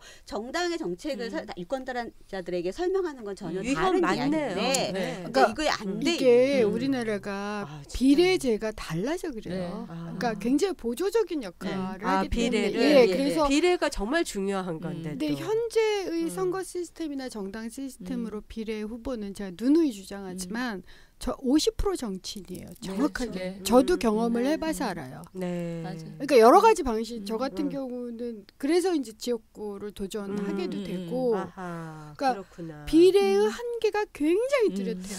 근데 일반 시민들은 모르지 않나요? 전혀 모르죠. 그거를? 그러니까 그냥 네. 지역구 비례대표 저희가 만 그 보니까. 중간에 한 번 또 사실 선관 저기 헌법재판소 앞에 가서 기자회견하고 이제 막 이랬던 것 중에 하나가 뭐였냐면 그 정당 투표 원래 저희가 지금 투표가 그러니까 하나는 지역구 후보를 뽑고 다른 하나는 정당 투표를 하잖아요. 이걸 분리해서 투표하는 걸 알고 있는 유권자들이 50%밖에 안 돼요. 그렇죠. 예, 예. 그냥 그러니까 왜 잘 모르시냐 하면 이전에 그러니까 지금 비례대표제 바뀌기 전에 그 전에 전국구가 있었어요. 그때는 이 투표를 따로 하지 않고 지역구 후보 뽑고 그 정당이 가져간 득표만큼 비례를 장선시킨 거예요. 그러니까 하나만 찍으면 다 거기에 이제 됐던 반영해서. 거죠. 근데 이게 위헌이라고 하는 것들을 사실 이전에 민주노동당이 계속 문제 제기하면서 이걸 이제 그 1인 2표 정당 투표를 분리하는 걸로 이제 선거법이 바뀌게 된 건데 이거를 여태 잘 모르시는 거예요. 모르시죠. 선관위가 홍보를 안 해요. 네. 그러다 보니까 뭐 그냥 같은 정당 찍어야 되는 줄 알고 이렇게 찍으시는 내가 분들이 많아요. 찍는 그 지역구 내가 후보랑 지역구 후보 1번 찍으면 정당도 그냥 정당도 거기 찍어야 이렇게 되는 줄 아시는 거예요. 네, 이 방송을 들으시는 분 중에는 그런 분은 안 계실 것 같은데. 아마도 네. 그런 분은 없어요. 네, 근데 어쨌든지 생각보다 엄청 그런 분들이 많아서 바뀐 이런 거를 예, 모르실 수 예, 있다. 이런 것들도 많이 바뀌어야 되고 선관위도 스스로 선거 직후에 보면 늘 뭐 유권자 여론조사 이런 거 하는 거 결과 발표, 그러니까 선거 백서 같은 거 만들거든요. 근데 자기들이 지난 총선 직후에 했던 사전 조사나 그 내용을 담은 선거 백서에도 보면 유권자들이 정당 그러니까 투표 인지도가 50%밖에 안 된다 하기 때문에 이걸 적극적으로 홍보해서 알려야 된다라고 그 이후에 과제를 해놨어요. 근데 안 하는 거야. 저희가 정당 투표에 대해서 사실 그 선거 운동 기간 동안 그 정당 현수막 걸 때 그걸 했더니 그거를 특정 정당 지지라고 현수막을 걸지 말라는 거예요. 그래가지고 문제 제기하면서 왜 오히려 이게 뭐 선관위가 안 해서 우리가 대신해 주는 거다. 뭐 이제 이런 걸 가지고 사실 싸우기도 했었고 결국에는 선관위가 그냥 약간 그냥 뭐든지 약간 덮고 가고 싶어서 못하게 했던 거지 그걸 강제할 것도 아니었었던 거죠.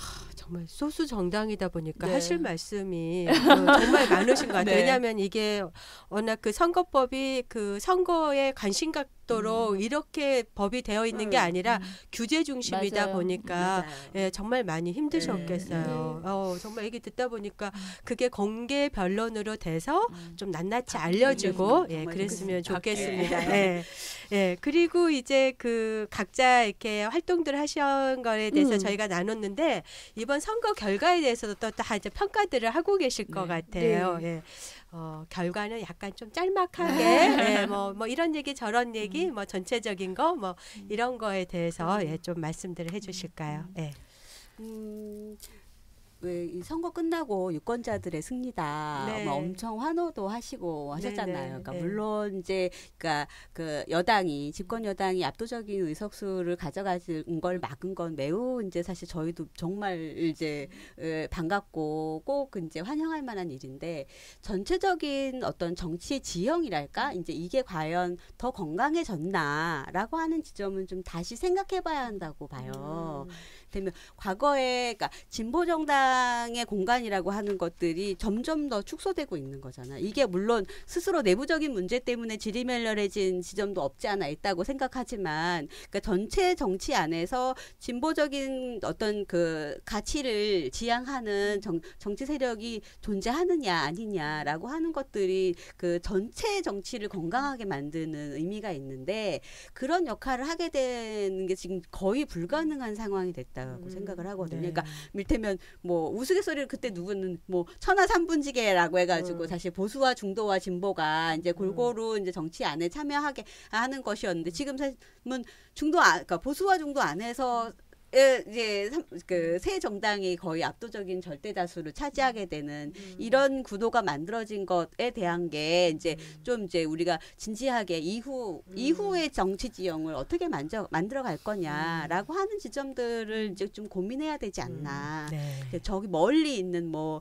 샌더스 뭐 이런 사람들 엄청 열광하지만 샌더스가 여태까지 그 지지를 얻기 위해서 여태까지 정치를 지속해 올 수 있었다라고 하는 것들이 있는 거잖아요. 이제 우리도 좀 이제 그 진보 정치 자체에 대해서 어떻게 볼 거냐, 얼만큼 더 공간을 확보해 나갈 수 있을까, 그 역할을 통해서 전체 정치가 건강해지도록 견인해내는 방식으로 가려면 어떻게 가능할까라고 하는 부분들이 좀 이후에는 장기적으로 좀 이제 고민이 돼야 되지 않을까 하는 생각이 듭니다. 굉장히 큰 화두죠. 사실은 선거 결과가 요소야대여서 좋지만 좀 전체적으로 우로 간 거 아니냐라는 또 그런 평가들을 한편에서는 이렇게 지형이 그렇게 간 거 아니냐라는 또 그런 평가들도 있어서 진보 정치가 한국 사회에서 뭘 보여줄 거냐, 그동안의 지리멸렬함을 딛고 그런 얘기를 김문희 선생님이 얘기하신 거에 다 동의를 하고 이제 얘기하신 부분 말고는 저는 국민의당의 앞으로의 진로가 어떻게 갈 건가, 본인들의 위치를 어디로 무엇으로 잡아나갈 건지가 우리나라 정치에 굉장히 중요한 영향을 줄 것이다. 그러니까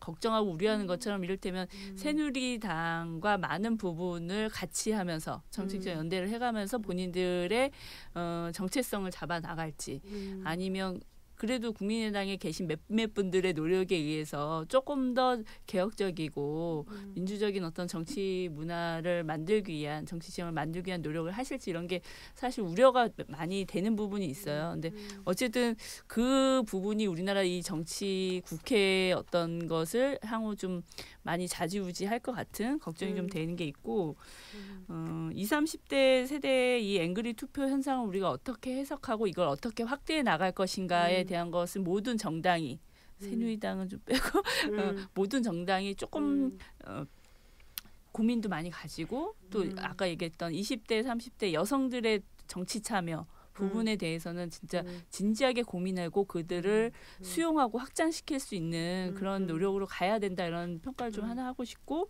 여성 후보의 선전은 진짜 너무, 제가 강동구거든요. 서울 진선미 의원님 지역이에요.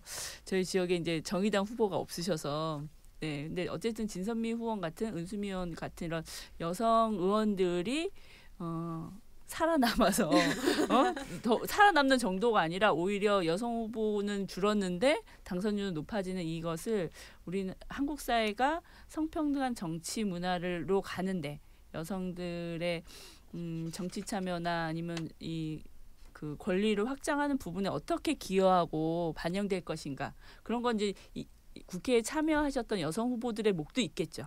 책임이 막중하다고 생각이 들고 있고, 그런 지점에 대해서는 얘기를 좀 더 하고 싶어요. 왜 이번에 진선미 의원님 그 혼인신고했잖아요. 네, 맞아요. 그거 마음이 너무 복잡했어요. 원래 그 전에 민변에서 하고. 활동하시고 할 때부터 해가지고 이제 호주제 폐지, 그리고 이제 이게 평등한 가족이라고 하는 관점에서 사실 여태의 그 혼인신고 안으로 안 하셨는데 정말 지역구 선거 때문에 했다고 그 선거 끝나고 통화하면서도 그 얘기 하시더라고요. 그러니까 그러지 않으면 안 되는 지금 상황이라고 하는 것들, 그 정서 이런 것들을 어떻게 극복해 갈 거냐 하는 것들이 숙제가 되겠죠. 동성애 관련해서 약간 맞아요. 지지하는 활동한 것 때문에도 굉장히 지역에서는 많은 도전을 받았던 것 같습니다. 또 은수미 의원님은 어떤 평가를 하고 싶으세요? 저는 우선 좀 틈새 정치는 그만하자라는 얘기를 꼭 드리고 싶어요. 틈새 정치. 이거 굉장히 죄송한 말씀이지만 제가 겪었던 좀, 그러니까 여당 야당이 워낙 이제 강력하니까 그렇게 해요. 근데 이게 제3당은 항상 틈새 정치를 해요. 그러니까 양비론에서 자기 영역을 찾아요. 저는 이게 제3당이 이렇게 움직이면 자기 확장력이 떨어져요. 항상. 저는 그건 좀 넘어서자라는 얘기는 좀 꼭 드리고 싶어요. 제가 4년간 그게 가장 안타까웠어요. 양자를 비판할 수는 있어. 당신의 정체성은 뭔데? 라는 질문. 그리고 그걸 가지고 자기 확장을 해야 되는데 매번 매번 틈새 정치를 한다. 그렇지 않는 당을 죄송하지만 제가 못 봤어요. 아직까지는. 이제 그거 하나가 저로서는 참 고민스럽고 두 번째가 저는 한때 13석까지 가고 이제 그쵸. 개혁 세력이 확대되다가 이렇게 됐잖아요. 저는 저도 지금 그게 고민인데 지금 현재 정당으로만은 이 개혁적인 힘을 개혁적인 힘은 존재합니다. 확실히 존재한다고 봐요.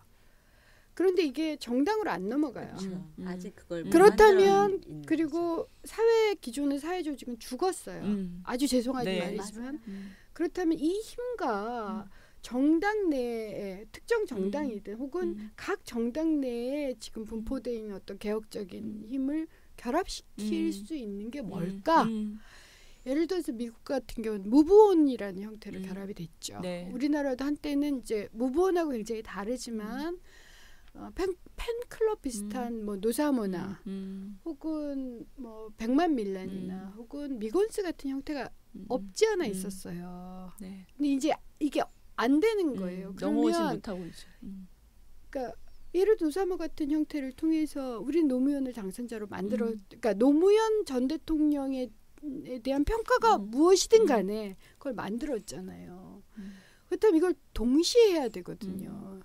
그러니까 지금 그런 그러니까 연결, 브릿지 역할을 하는 조직과 그다음에 정당 내부, 제도 정당과 이걸 동시에 해야 된다고 저는 생각해요. 그리고 그것이 과거의 사회운동, 과거의 시민운동하고는 전혀 다른 형태여야 된다라고 저는 생각해요.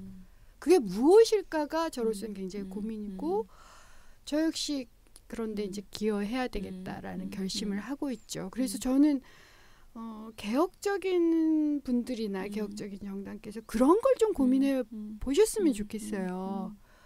그게 그런 샌더슨을 만들었던 힘, 오바마를 당선시켰던 힘, 그럼 뭐 외국의 그러니까 예를 들어서 영국의 제임스 코빈 같은 힘, 우리나라의 노사모나 백만 밀란이나 미건수와 같은 힘들이 도대체 무엇을 의미했는지 혹은 현재 이번 투표에서 20, 30대의 반응이 무엇을 의미하는지를 전 좀 더 고민해 주십사.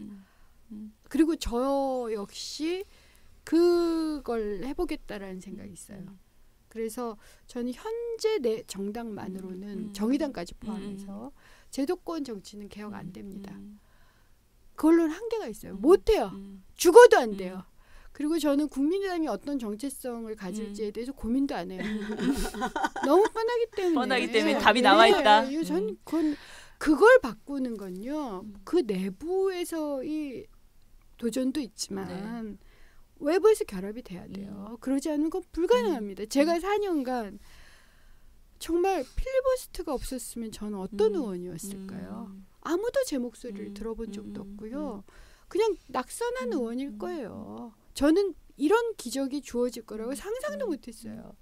그렇게 간절히 바라고 월화수목 금금금으로 준비하고 미친 듯이 움직였어도 단 한 번도 내 목소리를 10분이든 15분이든 가감 없이 편집 없이 언론에 그런 걸 당하지 않고 가감 없이 국민한테 전달될 거라고 단 한 번도 믿은 적이 없고요.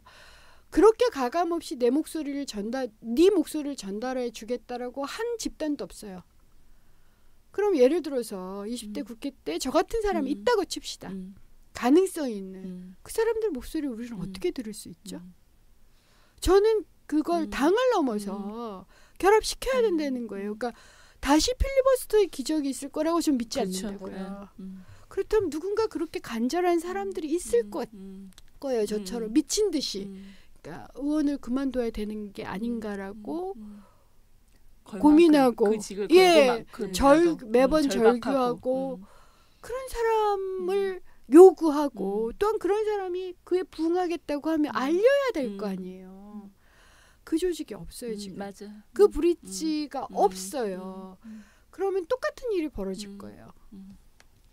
아마 지금 이제 쭉 얘기를 음. 듣다 보니까 고민이 우리 짠 거 아닌데 아니, 그런 건 있는 네, 거죠. 짠 거 아닌데 네, 지금 얘기는 맞아요. 모아지고 있는 것 같아요. 이게 네. 이전에 사실 뭐 그 전부터 그 뭐 시민 정치라고 하는 개념으로 뭔가를 새롭게 시도하려고 하는 것들이 그 부분적으로는 제한이 됐었지만 그것들이 어떤 운동적인 동력이 막 맞아요. 붙으면서 확산되는 건 우리는 거기까지 가보지를 못했던 거예요. 대부분 부분적으로 뭐 명망가나 활동가들이나 이런 사람들이 모여서 시민 정치 운동 하겠다라고 하는 단체들을 만들고 뭐 결합을 해서 뭐 사실 이전에 민주통합당이 그렇게 해서 만들어진 정당 아니에요. 근데 이게 그 운동 외부로부터의 지지 세력이 토대가 단단하지 못하니까 그냥 쭉 딸려 들어가면서 기득권 그 기성 정당 안에 그냥 약간 흡수돼 버리는 기존 방식으로 권력 간에 계속 그러니까 정말 뭐 개별적인 인물의 수혈이 아니라 그냥 뭐 그룹으로도 수혈돼서 그렇게 그냥 녹아들어 버리는 이제 이런 것들이 안 되게 하기 위한 어떤 운동의 뭐 추동력 이걸 어떻게 만들 거냐라고 하는 건 되게 숙제죠. 이제 이런 생각이 들었는데 저도 이제 여성 노동자회에서 오랫동안 활동을 네. 했으니까 사실 같은 마음일 것 같아요. 이렇게 여성들이 싸구려 일자리로 내몰리고 이 절박한 상황에서 지금은 이제 저희가 이게 듣는 얘기가 저성과자 해고 은밀하게 자행되는 정리해고 이런 얘기들이 계속 신문사 기자들이 전화해가지고 어떻게 생각하느냐 이런 질문들 많이 던지거든요. 그래서 얘기 들으면서 이거 완전 IMF 복사판이네. 네. 우리 분명히 학습했는데 네. 학습 효과가 전혀 없네. 지금 이런 거 느끼고 있거든요. 그래서 이제 이번 주가 남녀고용평등 주간이어서 이제 저희가 이렇게 보도를 좀 준비를 하고 있는데 이 구조조정이 여성들에게 어떻게 좀 자행되고 있는지를 좀 얘기를 해야겠다 이런 생각하고 있는데 어쨌거나 2008년도에 그런 촛불, 뭐 유모차 부대 또는 가장 지금 최근에 강남역 여성 살해 사건에서 보여지는 그런 자발적 움직임, 그런 대중의 움직임하고 저희 같은 뭐 운동단체, 운동단체하고 정당하고 접속이 안 돼요. 네, 맞아요. 그게 그 자체 내에서 갖고 있는 운영 방식에 있어서 아주 고리타분함이든지 뛰어넘지 못하는 어떤 그 의제 중심으로 이렇게 일방적으로 밀고 나가거나 하여튼 어떠한 이유에서든지 간에 저는 그런 대중의 흐름이 저는 있다고 생각해요. 없는 게 아니라 그 추동력은 있어요. 그리고 매 시기마다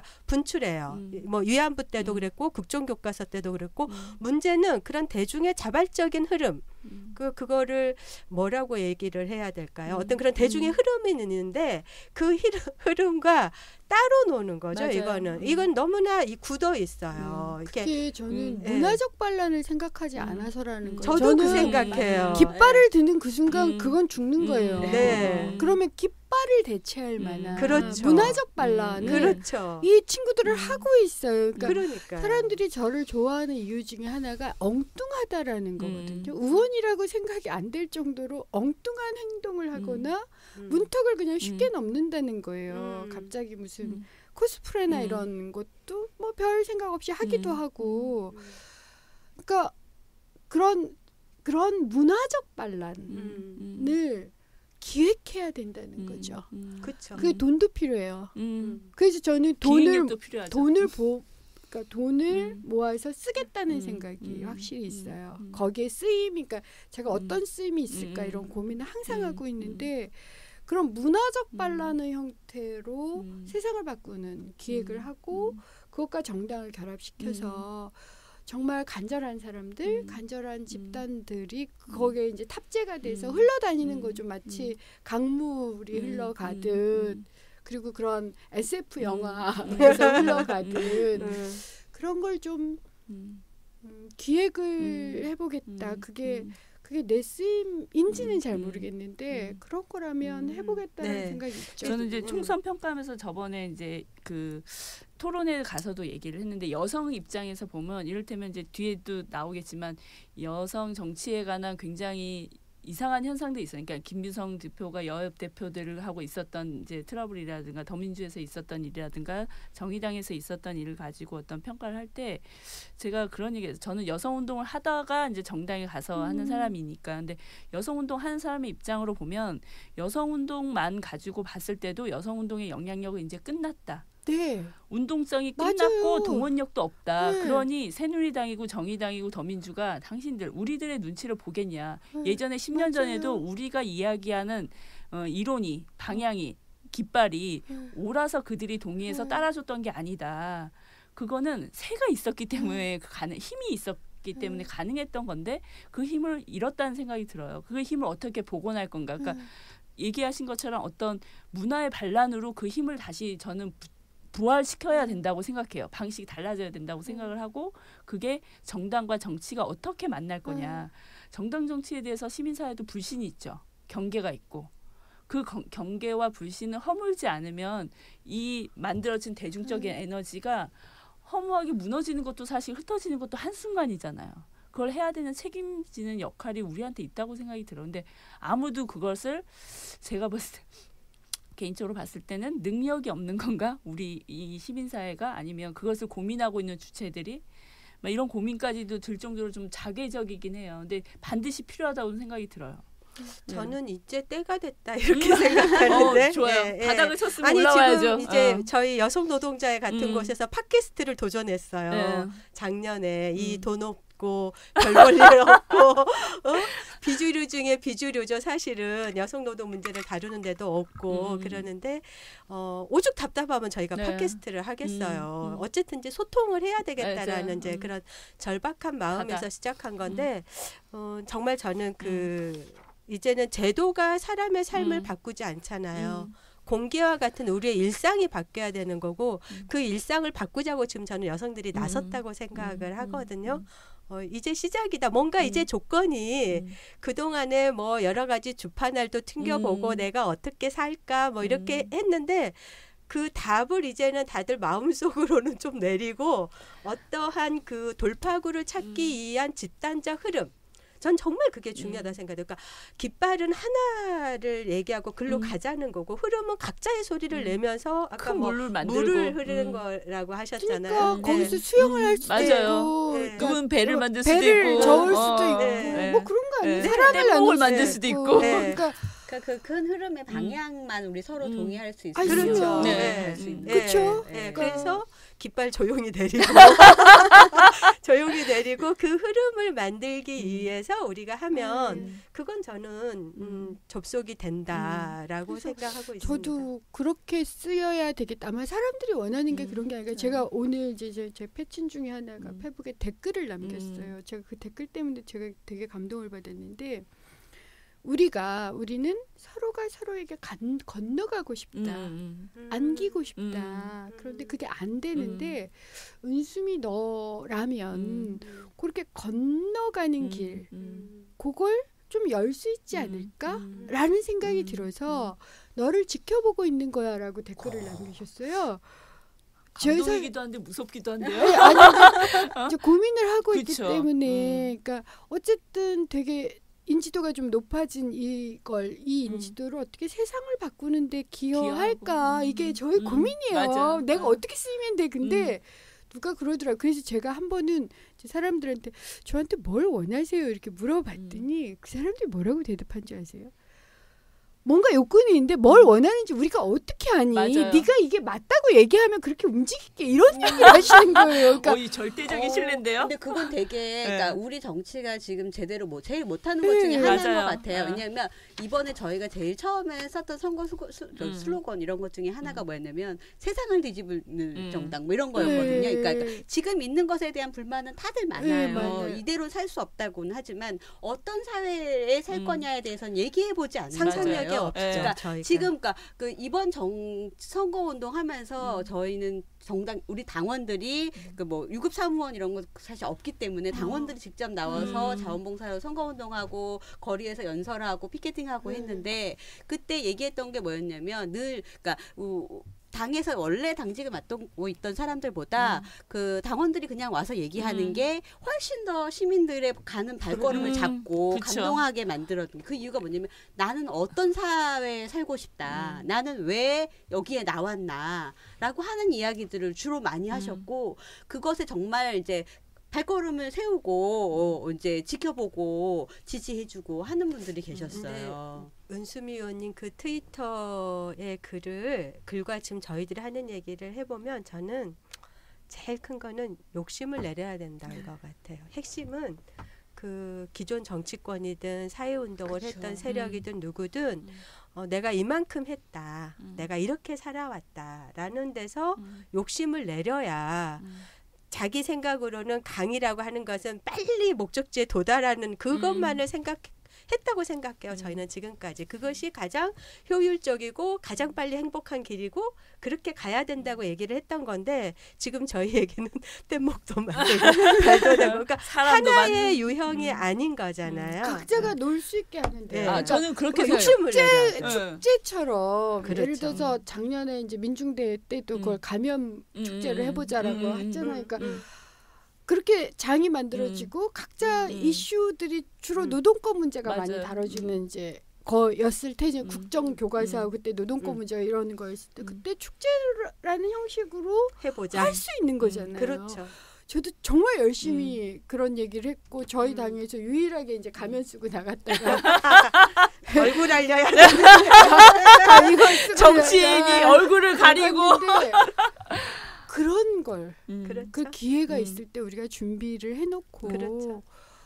노력을 좀 간절하게 해보자. 그리고 거기에 필요한 비용이나 그런 게 있다면 저도 돈 만드는 데도 기여를 해보고 네. 그런 목소리로도 기여를 해보겠다는 생각이 얘기가 있죠. 길어지긴 한데 여기서 저는 이제 일부는 마무리해야 될 것 같아요. 뭐 하실 말씀 아니, 있으면 저는 얘기 중에 깃발에 대한 고민은 진짜 돼요. 그러니까 이를테면 깃발이라고 표현되는 세력들도 사실은 깃발에 대한 사람들이 가지고 있는 시민 대중들이 가지고 있는 어떤 것 때문에 대단히 오히려 위축돼 있어서 그들이 해야 할 일도 못 하고 있다는 걱정도 되거든요. 그러니까 깃발은 깃발대로 대중적인 흐름은 흐름대로 그것을 서로 함께 갈 수 있는 방법은 그러니까 없는지가 그건 공존, 고민이에요. 그러니까 깃발을 내려놓는다는 것은 독점하지 말자는 그런 거죠. 이렇게 독점하지 말자는 거지. 네. 아예 다 내려서. 네. 아니 근데 그건 약간 아니죠. 그런 게 이제 이를테면 네. 강남역 이런 문제들도 사실 저도 고민이 되거든요. 이 대중적으로 막 폭발적인 이것이 보장되고 더 확장됐으면 좋겠어요. 그리고 어느 한 세력이 그것을 독점하면 점유할 안 되죠. 할 수 없다고 생각해요. 그건 당연하죠. 네, 그런데 그러면 그것이 아니라 정당이나 정치인으로서는 이것을 위해서 뭘 할지는 좀 더 그렇죠. 고민이 다르게 그럼요. 진행돼야 된다고 그럼요. 생각하거든요. 네. 근데 깃발 그런 게 대신 고민이에요. 풍선 만들면 되잖아요. 그렇죠. 저는 그럴 수 있다는 거예요. 제가 그런 내 주장을 이렇게 반대하는 거 아니에요. 근데 그 형식이나 내용을 한번 쿨하게 한번 바꿔보자. 그러니까 공존인 거죠. 맞아요. 네. 공존을 근데 허용해야죠. 아직 그걸 우리가 학습한 적이 해본 없는 적이 없으니까 없어요. 다들 정치는 조심스럽고 신뢰라고 하는 게 아직 형성이 안 돼 있는 거예요. 깃발을 들고 오면 이 있는 어떤 모여진 힘을 이제 분산시키거나 끌고 아니면 가려고 하거나 그러니까 이용한다거나 자기네 것으로 가져가려고 한다고 생각을 하는 마음들이 있는 거죠. 그래서 욕심을 내. 맞아요. 그래서 핵심. 그래서 우리가 공존하는 방법을 빨리 모색하고 창조해내야 된다 이런 생각도 거의 들어요. 이제 결론에 도달한 것 같아요. 공존하고 그리고 그걸 통해서 새로운 것을 만들어내는 창조. 네. 공존과 창조가 20대 국회가 해야 될 일이다. 그 은수미 의원님이 네, 큰 네. 역할을 하시는 걸로. 1부는 여기서 네. 마치고 네. 2부 있다가 다시 시작하겠습니다. 네. 수고하셨습니다. 감사합니다. 네. 큰일 났네요. 1시간 반이에요.